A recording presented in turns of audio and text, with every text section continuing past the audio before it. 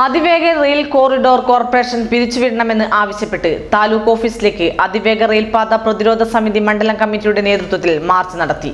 March പരിസ്ഥിതി പ്രവർത്തകൻ CR Neelakantan ഉദ്ഘാടനം ചെയ്തു. വടകര പുതിയ ബസ് സ്റ്റാൻഡിൽ നിന്നും ആരംഭിച്ച മാർച്ചിൽ നൂറുകണക്കിന് ആളുകൾ പങ്കെടുത്തു.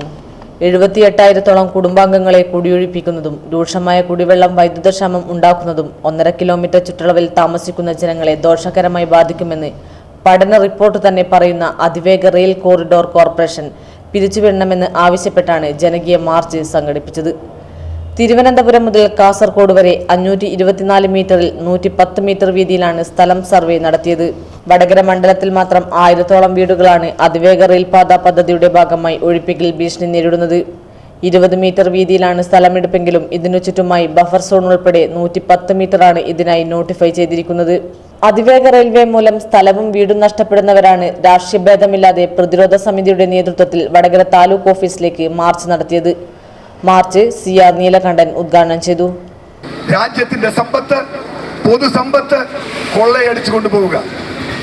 ഇതാർക്ക് വേണ്ടി? നേരത്തെ പറഞ്ഞതുപോലെ സെക്കൻഡ് AC ഫെയർ കൊടുത്ത് 2000 രൂപ കൊടുത്ത് കോഴിക്കോട്ട് നിന്ന് തിരുവനന്തപുരത്തേക്ക് യാത്ര ചെയ്യാൻ, അല്ലെങ്കിൽ പിന്നെ വല്ല MPയോ MLAയോ ഉദ്യോഗസ്ഥരോ ആയാൽ ഒന്നുകിൽ സർക്കാർ പണം കൊടുക്കും, അല്ലെങ്കിൽ ഫ്രീ ടിക്കറ്റ് ആയിരിക്കും. അവർക്ക് കുഴപ്പമില്ല. പക്ഷെ നമുക്ക് ഈ ഫ്രീ ടിക്കറ്റ് ഇല്ല. അതാണ് നമ്മുടെ കുഴപ്പം. ഫ്രീ ടിക്കറ്റ് ഉള്ളവർക്ക് ഇതറിയില്ല. AC റൂമിലിരുന്ന് ഇത് കണ്ടതിന് 2000 രൂപ എന്ന് പറഞ്ഞാൽ അവർക്കൊരു ടെൻഷനും ഇല്ല. കാരണം എന്താ? അവർക്ക് ഫ്രീ ആണ്. അപ്പോൾ പൊതുഗതാഗതമല്ല, വൻതോതിൽ കോർപ്പറേറ്റ് കൊള്ളയ്ക്ക് നമ്മുടെ സമ്പത്ത് കൊള്ളയടിക്കുന്നു. ഇതൊക്കെ കഴിഞ്ഞാൽ അവസാനം ഇത് നമ്മളെ ഇത്രയധികം ആളുകളെ കുടിയൊഴിക്കുന്നു. എന്നിട്ടും ഇതിന്റെ ഔദ്യോഗികമായി വെബ്സൈറ്റിൽ സർക്കാർ പബ്ലിഷ് ചെയ്തിട്ടും എനിക്കെല്ലാ രാഷ്ട്രീയ നേതാക്കളോടും ബഹുമാനം. നമ്മുടെ രാഷ്ട്രീയ നേതാക്കൾ അതിനോടൊന്ന് പ്രതികരിക്കാതിരുന്നത്, ഒരു ചോദ്യം ചോദിക്കാതിരുന്നത്? ചോദിക്കണ്ടേ? ഇത്രയധികം ആളുകളെ കുടിയൊഴിച്ച് ഇത്ര പണം ചെലവാക്കി ഇത്ര കുറച്ച് ആളുകൾക്ക് യാത്ര ചെയ്യാൻ കഴിയുന്ന ഒരു പദ്ധതി നിങ്ങൾ എന്തുകൊണ്ട് കൊണ്ടുവരുന്നു? ഇതല്ലല്ലോ ജനാധിപത്യ കേരളത്തിൽ എന്റെയും നിങ്ങളുടെയും പാവപ്പെട്ട മനുഷ്യന്റെ ഭൂരിപക്ഷം വോട്ട് വാങ്ങി അധികാരത്തിലേറിയ ആളുകളല്ലേ ഏത് പാർട്ടിയാണെങ്കിലും? അവരോടല്ലേ കടപ്പാട്?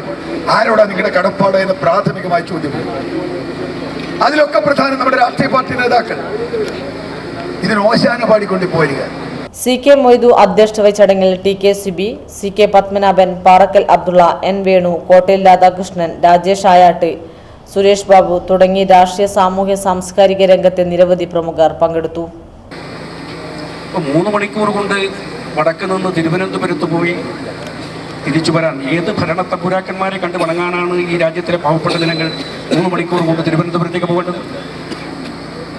അങ്ങനെ അതിവേഗത്തിൽ തിരുവനന്തപുരത്ത് പോയി മടങ്ങി വരേണ്ട ആവശ്യം നമ്മുടെ കേരളത്തിലെ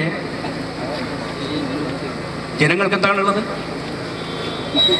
അധികാരം കേന്ദ്രീകരണത്തിന്റെ ഒരു കാലഘട്ടത്തിലൂടെയാണ് നാം കടന്നു പോകുന്നത് എന്നാണ് പറയുന്നത്.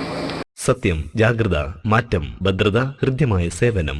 വടകര കോഓപ്പറേറ്റീവ് റൂറൽ ബാങ്ക് അവതരിപ്പിക്കുന്നു ആകർഷകമായ നിക്ഷേപ പദ്ധതികൾ. കുയിൽ നിക്ഷേപം നിക്ഷേപ സംഖ്യ ഇരട്ടിയായി നൽകുന്നു. ഗായത്രി നിക്ഷേപം നിക്ഷേപ സംഖ്യ 3 ഇരട്ടിയായി നൽകുന്നു. ഗോൾഡൻ ജൂബിലി ക്യാഷ് സർട്ടിഫിക്കറ്റ് 1, 2, 3 വർഷത്തേക്ക് ഉയർന്ന പലിശ നിരക്കിൽ. കൂടാതെ വൈവിധ്യമാർന്ന വായ്പാ പദ്ധതികളും. 10 ലക്ഷം രൂപ വരെ വസ്തുപണയ വായ്പ, വനിതകൾക്കായുള്ള വാഹന വായ്പ, കുടുംബശ്രീ യൂണിറ്റുകൾക്കുള്ള വിവിധ വായ്പാ പദ്ധതികൾ, കാർഷിക വായ്പയും ഒട്ടേറെ മികച്ച സേവനങ്ങളും.